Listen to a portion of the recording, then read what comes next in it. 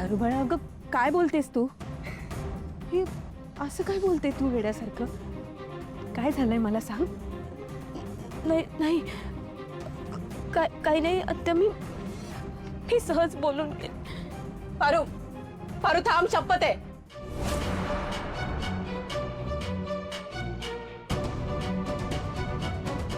तुला शपथ आहे,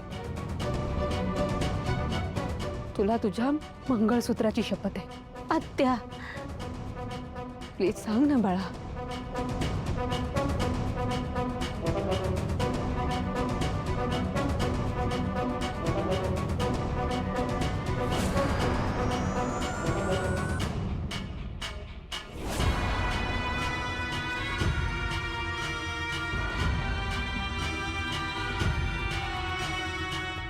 आणि तसं मी माझं समजा अभिषय या घरासाठीच खर्च होणार होतं. नाही पारू बाळा, खोटं आहे हे सगळं खोटं आहे. तुझं काहीतरी गैरसमज झालं. गुरुजी असं तुला का सांगतील बाळा? नाही, हे तुझं ना ऐकण्यात काहीतरी चुकलंय, असं नाही काही आहे. आत्या, आत्या तुम्ही आधी शांत व्हा, शांत व्हा. हे बघा, काय बी झालं तरी हेच खरं आहे.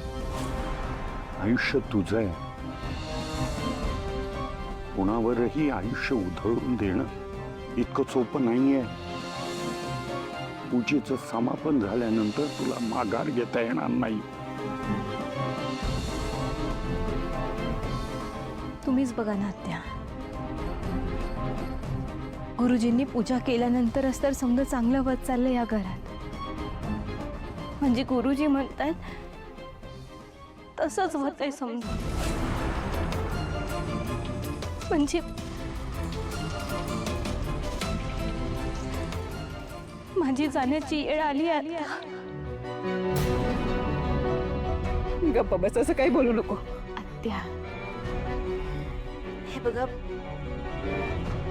गुरुजी म्हणले तसंच होणार असेल समजा तर मी मरणार आहे नक्की.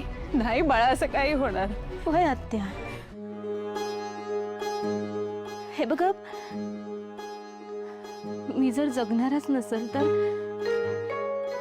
माझ्या मंगळसूत्राचं सत्य आदित्य सरांना सांगून त्यांना आयुष्यभरासाठी अडकवून ठेवण्यात काय अर्थ आहे?